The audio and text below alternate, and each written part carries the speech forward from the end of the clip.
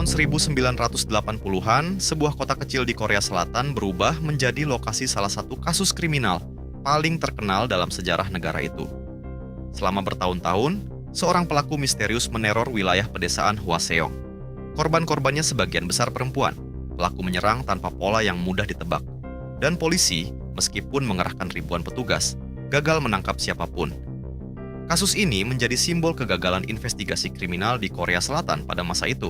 Selama lebih dari 3 dekade, identitas pelaku tetap menjadi misteri. Sampai akhirnya, perkembangan teknologi forensik modern membuka kembali kasus yang sempat dianggap tidak akan pernah terpecahkan. Inilah kisah pembunuhan Hwaseong, sebuah kasus nyata yang kemudian menginspirasi film terkenal Korea Selatan, Memories of Murder. Dan di video ini, kita akan membahasnya berdasarkan fakta sejarah yang telah terverifikasi, tanpa melebih-lebihkan cerita.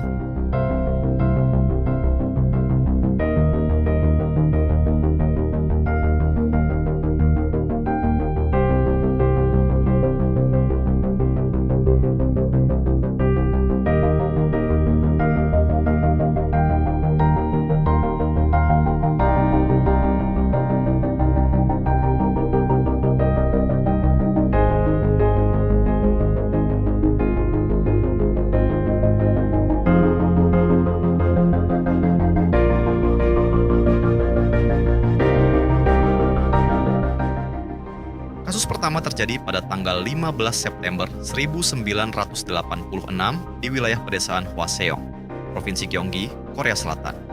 Korban ditemukan meninggal di area ladang. Beberapa hari kemudian, kasus kedua terjadi, lalu kasus ketiga.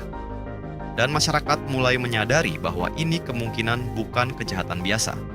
Pelaku tampaknya menargetkan perempuan yang sedang berjalan sendirian pada malam hari. Sebagian korban ditemukan di area sawah, parit, atau tempat terpencil. Polisi segera menyadari bahwa mereka kemungkinan sedang menghadapi seorang pembunuh berantai. Pada masa itu, istilah serial killer bahkan belum umum digunakan di Korea Selatan. Negara tersebut belum memiliki pengalaman besar menangani kasus seperti ini.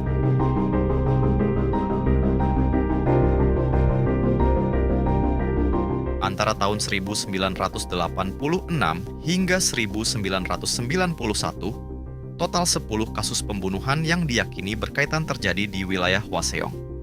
Korban berusia beragam, mulai dari remaja hingga perempuan dewasa. Sebagian besar serangan terjadi saat malam hari atau ketika cuaca hujan. Dalam beberapa kasus, pelaku menggunakan pakaian korban sebagai alat untuk mencekik. Pola-pola ini membuat polisi yakin semua pembunuhan dilakukan oleh orang yang sama. Namun masalah besarnya adalah minimnya teknologi investigasi pada masa itu. Tes DNA modern belum tersedia secara luas, kamera pengawas hampir tidak ada, dan sistem database kriminal Korea Selatan masih sangat terbatas.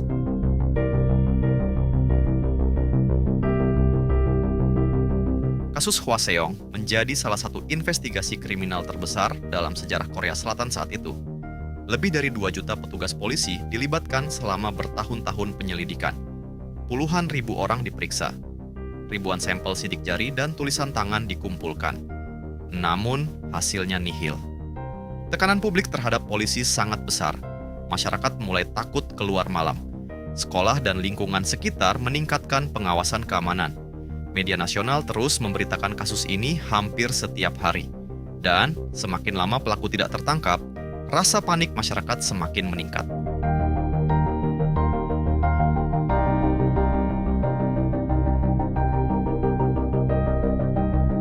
Salah satu alasan kenapa kasus ini sangat sulit diselesaikan adalah metode investigasi Korea Selatan pada era 1980-an masih memiliki banyak kelemahan.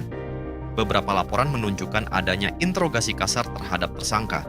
Polisi juga beberapa kali fokus pada orang yang ternyata tidak bersalah. Pada tahun 1989, seorang pria bahkan dipaksa mengaku atas salah satu pembunuhan. Ia kemudian dihukum penjara. Namun bertahun-tahun kemudian diketahui bahwa pengakuan tersebut kemungkinan besar tidak benar. Kasus ini menjadi contoh bagaimana tekanan besar dalam investigasi dapat menyebabkan kesalahan serius. Dan selama bertahun-tahun, pelaku asli tetap bebas. Memasuki tahun 1990-an, kasus Hwaseong mulai dikenal di seluruh Korea Selatan. Karena tidak kunjung terpecahkan, kasus ini berubah menjadi simbol ketakutan nasional. Banyak warga mulai menghindari berjalan sendirian pada malam hari. Orang tua menjadi lebih protektif terhadap anak-anak mereka. Kasus ini juga memicu diskusi besar tentang kemampuan investigasi kriminal di Korea Selatan. Pada tahun 2003, sutradara Bong Joon-ho merilis film Memories of Murder yang terinspirasi dari kasus Hwaseong. Film tersebut membantu memperkenalkan kasus ini ke dunia internasional. Namun, pada saat film dirilis, identitas pelaku asli masih belum diketahui.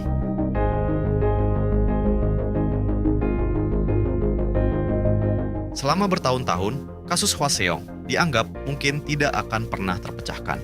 Tetapi teknologi forensik terus berkembang. Pada akhir 2010-an, polisi Korea Selatan kembali memeriksa bukti lama menggunakan metode DNA modern. Dan pada tahun 2019, muncul perkembangan besar. DNA dari beberapa lokasi pembunuhan cocok dengan seorang narapidana bernama Lee Chun-jae. Lee Chun-jae saat itu sedang menjalani hukuman penjara seumur hidup atas kasus pembunuhan lain.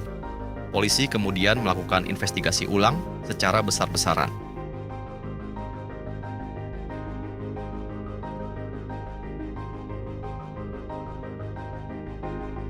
Setelah diperiksa, Lee Chun-jae akhirnya mengaku melakukan pembunuhan Hwaseong.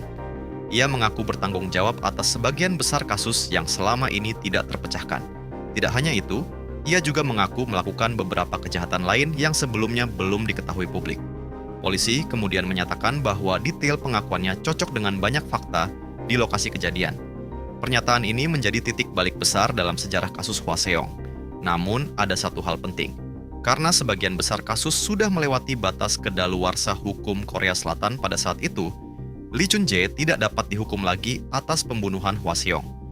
Meskipun demikian, identitas pelaku akhirnya berhasil diketahui setelah lebih dari 30 tahun.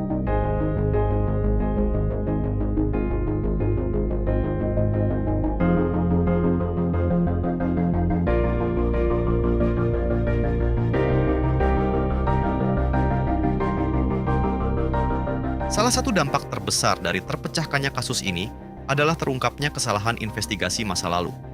Pria yang sebelumnya dipenjara karena pengakuan palsu akhirnya dibebaskan dan dinyatakan tidak bersalah. Kasus ini memicu kritik besar terhadap metode investigasi polisi Korea Selatan pada era 1980-an. Banyak pihak menilai tekanan besar terhadap aparat saat itu menyebabkan penyelidikan dilakukan secara tidak profesional. Dan bagi sebagian keluarga korban, fakta bahwa pelaku asli baru diketahui puluhan tahun kemudian meninggalkan luka yang sangat dalam.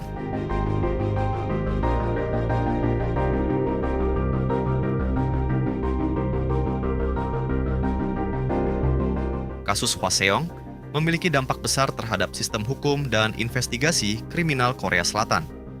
Kasus ini mendorong peningkatan teknologi forensik, reformasi metode investigasi, dan evaluasi terhadap praktik interogasi polisi. Selain itu, kasus ini juga mengubah cara masyarakat Korea Selatan melihat kejahatan serius. Sebelum Hwaseong, pembunuhan berantai bukan sesuatu yang banyak dibahas secara terbuka di negara tersebut. Namun setelah kasus ini, perhatian terhadap profiling kriminal dan investigasi ilmiah meningkat drastis.